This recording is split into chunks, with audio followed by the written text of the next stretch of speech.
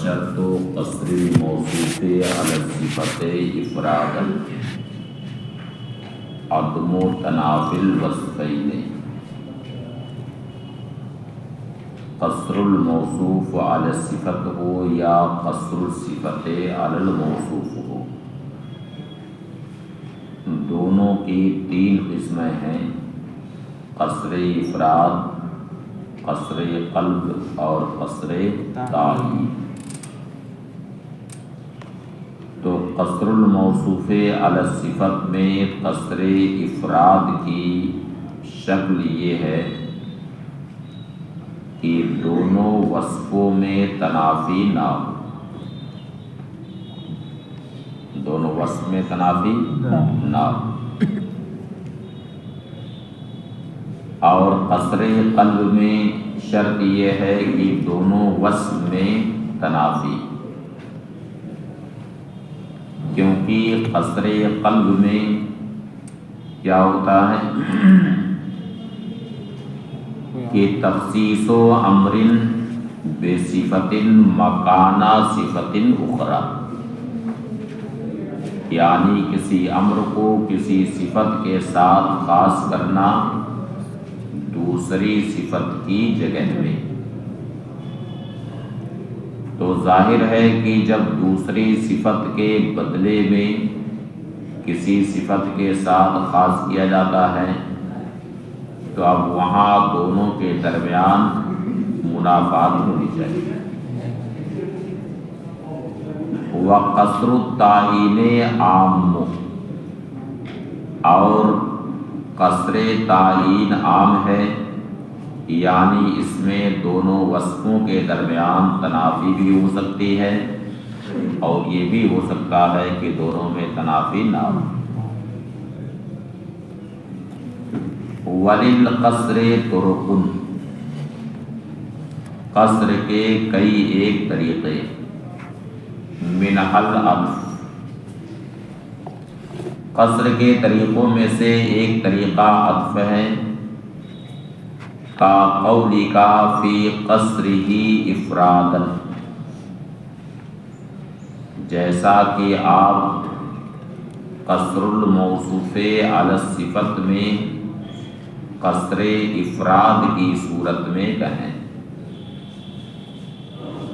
قصر الموصوف علی الصفت میں قصر افراد کی صورت میں کہیں زید شاعر لا کاتب، یعنی زید شاعر ہے کاتب نہیں. یعنی اگر کوئی شخص زید کو شاعر اور کاتب دونوں سمجھتا ہے کہ زید شاعر بھی ہے اور کاتب بھی ہے، اب اس کے سامنے کہا جائے گا کہ زید شاعر لا کاتب، زید شاعر ہے کاتب نہیں. یا کہا جائے گا ما زید کاتبا بل شاعر، زید کاتب نہیں ہے بلکہ وہ شاعر ہے. وقلبا، اور قصر قلب کی صورت میں کہا جائے گا زید قائم لا قائم، زید قائم ہے قائم نہیں. یا کہا جائے گا ما زید قائدا بل قائم، زید بیٹھا نہیں ہے بلکہ کھڑا ہے. یہ اس صورت میں کہا جائے گا کہ مخاطب زید کو کیا سمجھتا ہے؟ قائد سمجھتا کہ زید بیٹھا، تو اس سے کیا کہا جائے گا زید قائم لا قائم. یا کہا جائے گا ما زید قائدا بل قائم. وفی قصرہا، اور قصر صفت علی الموصوف کی صورت میں کہا جائے گا زید شاعر لا امر، زید شاعر ہے امر نہیں، زید شاعر ہے امر نہیں. یا کہا جائے گا ما امر شاعرن بل زید، عمرو شاعر نہیں ہے بلکہ زید۔ وَمِنْهَا النَّفِيُّ وَالْإِسْتِثْنَاء، تو اب قصر صفت الموصوف میں بھی یہ سب ہو سکتا ہے کہ مثلا مخاطب یہ سمجھتا ہے کہ شاعر زید اور عمرو دونوں ہیں، یعنی دونوں میں وہ مشترک سمجھتا ہے، تب اس سے کہا جائے گا کہ زید شاعر لا، زید شاعر ہے عمرو نہیں۔ یا کہا جائے گا معمول شاعر بل زید، یعنی جبکہ وہ یہ ہو سکتا ہے کہ شاعر عمرو کو سمجھتا ہو زید کے بجائے، تو اب کہا جائے گا معمول شاعر بل زید، عمرو شاعر نہیں ہے بلکہ زید ہے۔ وَمِنْهَا النَّفِيُّ وَالْإِسْتِثْنَاء، قصر کے طریقوں میں سے ایک طریقہ ہے نفی اور استثناء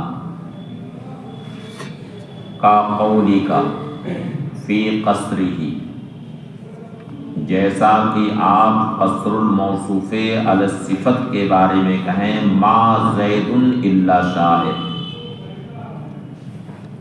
زید شاعر ہی، یا کہا جائے ما زید الا قائم، زید قائم ہی، اور قصر صفت الموصوف کے بارے میں کہا جائے گا ما شاعر الا زید۔ وَمِنْهَا انما، طرق قصر میں سے ایک ہے انما، طرق قصر کا مطلب الفاظ قصر، حصر کے جو الفاظ، کا قول کا فی قصرہ، جیسا کہ آپ قصر الموصوف علی الصفت کے بارے میں کہیں انما زید کاتب، یعنی زید کاتب ہی ہے۔ انما زید کاتب کا مطلب یہ نہیں کہا ترجمہ ہوگا کہ زید ہی کاتب ہے، زید کاتب ہی ہے، کیونکہ انما حصر کا فائدہ اخیر کلام میں دیتا ہے، اول کلام یا وسط کلام میں نہیں دیتا بلکہ آخر کلام میں حصر کا فائدہ دیتا ہے۔ اس لیے انما زید کاتب کا ترجمہ کیا ہوگا؟ زید کاتب ہی ہے، یعنی شاعر نہیں۔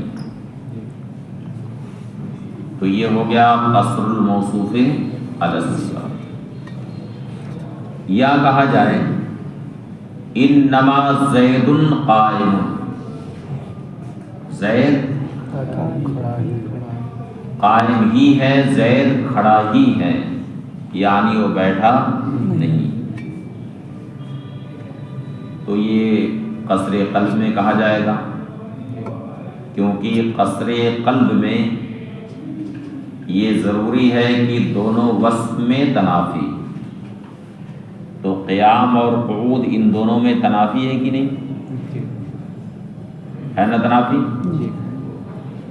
لیکن کیا کاتب اور شاعر میں کوئی تنافی ہے؟ ایسا ہو سکتا ہے کہ ایک آدمی کاتب بھی ہے، یعنی اچھا لکھتا بھی ہے اور شاعر بھی ہے، ہو سکتا ہے کہ نہیں؟ ایسے افراد یہیں پر موجود ہوں گے جو کاتب بھی ہوں گے اور شاعری بھی کرتے ہوں گے، ہے کہ نہیں؟ کچھ شاعر اس میں ہیں۔ تو انما زید الکاتب یہ قصر افراد کی مثال، اور انما زید القائم یہ قصر قلب کی مثال۔ وفی قصرها، اور قصر الصفت علی الموصوف جہاں پر ہو وہاں پہ کہا جائے گا انما قائم زید، یعنی قائم تو زید ہی، قائم تو زید ہی۔ جیسے حدیث شریف میں آیا کہ انما الصبر عند الصدمۃ الاولی، یعنی صبر تو پہلے ہی صدمے کے وقت، یعنی جس وقت آدمی کو صدمہ لاحق ہوا، صدمہ پہنچتے ہی اس پر صبر کر دیا، اس صبر کا اعتبار۔ اور اگر صدمہ جس وقت پہنچا اس وقت صبر نہیں کیا، چیخا چلایا، الٹا پلٹا زبان سے نکالا، اس کے بعد میں کہا کہ اب ہم صبر کر لیتے ہیں، تو اب اس صبر کا اعتبار نہیں ہے۔ انما الصبر عند الصدمۃ الاولی، صبر تو پہلے ہی صدمے کے وقت۔ وفی قصرها، اور قصر صفت الموصوف کے بارے میں کہا جائے گا انما قائم زید، یعنی قائم تو زید ہی، یعنی امر قائم نہیں۔ اب یہ انما حصر کا فائدہ دیتا ہے، تو اس کی وجہ یہ ہے کہ لتضمنہ معنی ما و الا، کہ انما یہ ما اور الا کے معنی کو متضمن، یعنی حرف نفی اس کے بعد پھر حرف استثناء، ان دونوں کے معنی کو متضمن۔ اور ظاہر ہے کہ جہاں ما اور الا ہوں وہاں حصر کا افادہ ہوتا ہے، تو جب یہ انما بھی ما اور الا کے معنی کو متضمن ہے تو یہ بھی حصر کا فائدہ دے گا۔ لقول المفسرین انما حرم علیکم المیتۃ بالنسب، معنی ما حرم علیکم الا المیتۃ، وهو المطابق لقراءۃ الرفع لما مر، یعنی یہ جو آیت کریمہ ہے کہ انما حرم علیکم المیتۃ، اس کا ترجمہ کیا ہوگا کہ اللہ تعالیٰ نے تمہاری اوپر مرداری کو حرام کیا، اس لیے کہ انما یہ اخیر کلام میں حصر کا افادہ کرتا، تو مفسرین نے انما حرم علیکم المیتۃ کا معنی بتایا ہے کہ ما حرم علیکم الا المیتۃ، کیا معنی بتایا؟ ما حرم علیکم الا المیتۃ، اللہ تعالیٰ نے تم پر مرداری کو حرام کیا۔ اور یہی رفع کی بھی قرات کے مطابق، یعنی بعض قرات میں المیتہ پر رفع کیا ہے؟ ہاں رفع ہے المیتہ پر۔ کوئی قاری ہے کہ نہیں اس میں؟ سبا کے قاری نہیں ہے۔ لتضمنہ معنی ما و الا، اس وجہ سے کہ ما اور الا کے معنی کو متضمن ہے۔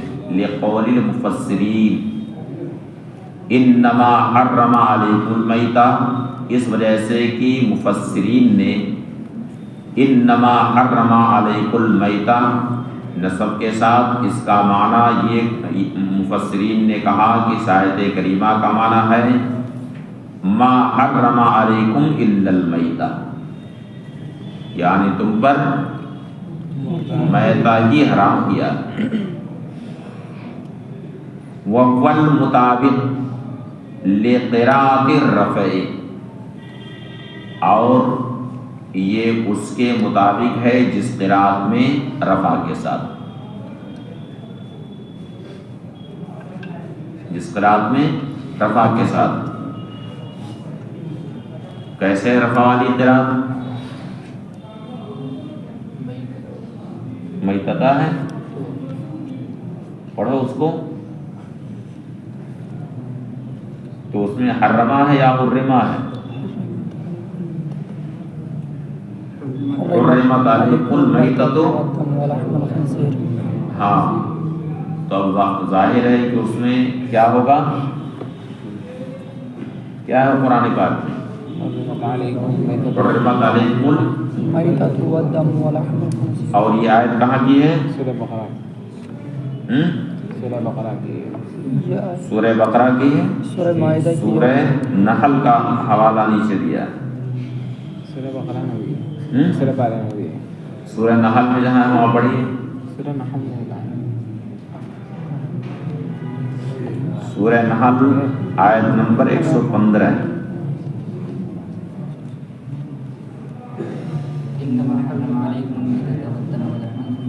وہاں پہ حرمہ ہے، کئی جگہ ہے، مطلب سورہ نحل میں حرمہ ہے یا حرمہ ہے؟ حرمہ۔ چلیے تو ایک قرات رفع کے ساتھ بھی ہوگی۔ وَلِقَوْلِ النُّحَاةِ انما لِإِثْبَاتِ مَا يُذْكَرُ بَعْدَهُ وَنَفِيِّ مَا سِوَاهُ، یعنی انما حصر کا فائدہ اس وجہ سے دیتا ہے کہ یہ ما اور الا کے معنی کو متضمن، اور اس وجہ سے بھی حصر کا فائدہ دیتا ہے کہ نحویوں نے انما کے تعلق سے کہا کہ انما لِإِثْبَاتِ مَا يُذْكَرُ بَعْدَهُ وَنَفِيِّ مَا سِوَاهُ، یعنی کلمہ انما کی وضع اس لیے ہوئی ہے کہ انما کے بعد جو مذکور ہوگا اس کا اثبات ہوگا اور اس کے ما سوا کی نفی ہوگی۔ جیسے کہا انما زید کاتب، تو اب یہاں انما کے بعد کاتب مذکور ہے تو کاتب کا اثبات ہوگا اور کاتب کا جو ما سوا ہے یعنی شاعر اس کی نفی ہوگی، یعنی زید کاتب ہی ہے شاعر نہیں۔ تو جب انما کے بعد جو مذکور ہوتا ہے اس کا اثبات ہوتا ہے اور اس کے ما سوا کی نفی ہوتی ہے تو تخصیص آئے گی کہ نہیں؟ آئے گی کہ نہیں تخصیص؟ انما کے بعد جو مذکور ہو اس کا جب اثبات ہو اور اس کے ما سوا کی نفی ہو تو تخصیص کا معنی آئے گا کہ نہیں آئے گا؟ وَلِقَوْلِ النُّحَاةِ، اور اس وجہ سے بھی کہ نحویوں نے یہ کہا انما لِإِثْبَاتِ مَا يُذْكَرُ بَعْدَهُ، انما یہ اس کو ثابت کرنے کے لیے آتا ہے جو اس کے بعد مذکور ہوتا، نفی ما سوا اس کے ما سوا کی نفی کے لیے آتا ہے۔ وَلِصِحَّةِ انفصال الضمیر مَعَهُ، اور اس وجہ سے بھی یہ حصر کا فائدہ دیتا ہے کہ انما کے ساتھ ضمیر منفصل لانا صحیح، انما کے ساتھ ضمیر منفصل لانا صحیح، اور ضمیر منفصل وہاں پر لائی جاتی ہے جہاں ضمیر متصل نہیں آ پاتی، اور ضمیر منفصل سے حصر کا فائدہ ہوتا ہے، ضمیر منفصل سے حصر کا فائدہ ہوتا ہے۔ جیسے اولئک هم المفلحون، یا کہا جائے کہ زید هو العالم، یا کہا جائے العلم هو الکلام، تو یہ سب حصر کا افادہ ہو رہا ہے۔ وَلِصِحَّةِ انفصال الضمیر مَعَهُ، اور اس وجہ سے بھی کہ اس کے ساتھ ضمیر منفصل لانا صحیح۔ قال الفرزدق، فرزدق نے کہا انا الزائد الحامد الضمارا وانما یضاعف عن حسابهم انا او مثلی۔ انا الزائد، زادہ یزود و زودن کا معنی آتا ہے دفع کرنا،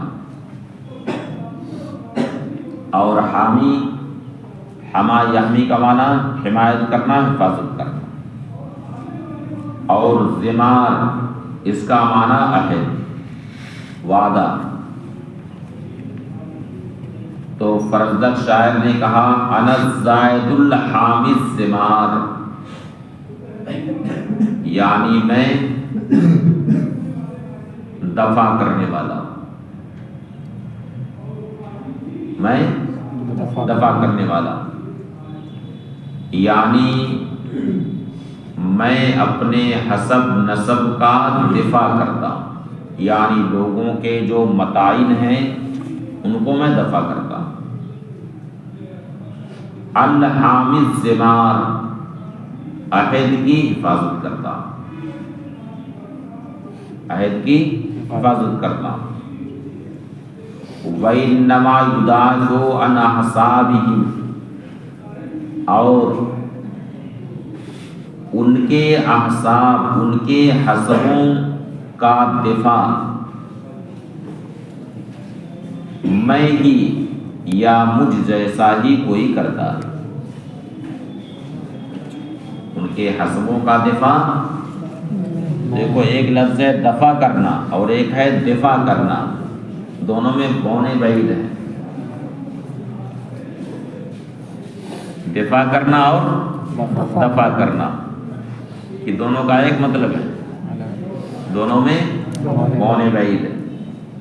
دفاع کرنے کا مطلب حفاظت کرنا اور دفع کرنے کا مطلب ہٹانا، دور کرنا۔ تو یہاں پہ ہے یدافع، اور اس کا صلہ عن آتا ہے، دافع یدافع مدافعتا و دفاعا۔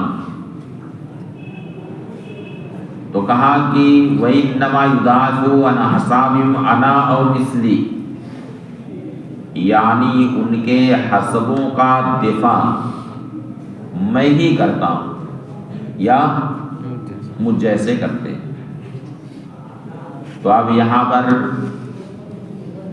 ضمیر متصل کے بجائے ضمیر منفصل لائی گئی، تو انما کے ساتھ ضمیر منفصل کا لانا صحیح، اور ضمیر منفصل سے حصر کا فائدہ ہوتا ہے۔ اس وجہ سے معلوم ہوا کہ انما یہ طرق حصر میں سے، طرق قصر میں سے۔ وَمِنْهَا التَّقْدِيمُ كَقَوْلِكَ فِي قَصْرِهِ تَمِيمِيٌّ أَنَا وَفِي قَصْرِهَا أَنَا كَفَيْتُ مُهِمَّكَ۔ قصر کے طریقوں میں سے ایک طریقہ ہے تقدیم، اسی لیے کہا جاتا ہے کہ تقدیم و ماحق تاخیر یفید الحصر، جس کا حق مؤخر ہونا ہو اسے اگر مقدم کر دیا جائے تو اس سے حصر کا فائدہ ہوتا ہے۔ جیسے ایاک نعبد و ایاک نستعین، تو نعبد و ایاک کا معنی تو بس اتنا ہوتا ہے کہ ہم تیری عبادت کرتے ہیں، لیکن جب ایاک کو مقدم کیا گیا تو اس کا معنی کیا ہوا کہ ہم تیری ہی عبادت کرتے ہیں، یعنی کسی اور کو ہم نہیں پوچھتے۔ وَإِيَّاكَ نَسْتَعِينُ، اور تجھی سے مدد چاہتے ہیں، یعنی ہم کسی اور سے مدد نہیں مانگتے۔ تو تقدیم سے بھی حصر کا فائدہ ہوتا ہے، قصر کا فائدہ ہوتا ہے۔ جیسے قصر الموصوف علی الصفت کے تعلق سے آپ کہیں تمیمیٌ انا، تو تمیمیٌ انا کا مطلب کیا ہوا؟ میں تمیمی ہی ہوں، یہ نہیں کہ میں تمیمی ہوں، میں تمیمی ہی ہوں، یعنی کسی اور قبیلے سے میرا تعلق نہیں، بلکہ میں قبیلے بنی تمیم ہی کا ہوں، کسی اور قبیلے سے میں نہیں۔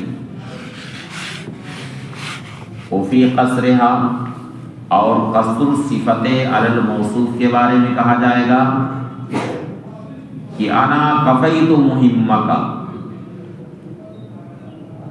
یعنی تیری ضرورت پر میں نے ہی تیری مدد کی، تیری ضرورت پر میں نے ہی تیری مدد کی، تیری مہم پر میں نے ہی تیری حفاظت کی، تیری کفایت کی۔ تو کفایت مہمات جو ایک صفت ہے، وہ صفت میری ہی ذات میں منحصر ہے، میری ہی ذات کے ساتھ خاص ہے۔ تو یہ کیا ہوا؟ قصر الصفت الموصوف۔ وَهَذِهِ الطُّرُقُ، تب کتنے طرق قصر ہوئے؟ عطف، نفی و استثناء اور انما، اور چوتھا تقدیم۔ اب کہتے ہیں مصنف وَهَذِهِ الطُّرُقُ تختلف من وجوہ، اور یہ طرق قصر مختلف کئی وجہوں سے باہم مختلف، یعنی یہ سارے طرق قصر یکساں نہیں ہے، بلکہ اس میں کئی وجہوں سے اختلاف۔ اب کیا اختلاف ہے اس کی تفصیل سب نیچے آ رہی ہے۔ فالدلالۃ الرابع بالفحوى والباقیہ بالوضع، تو اس میں جو چوتھا طریقہ ہے، چوتھا طریقہ کیا ہے؟ تقدیم۔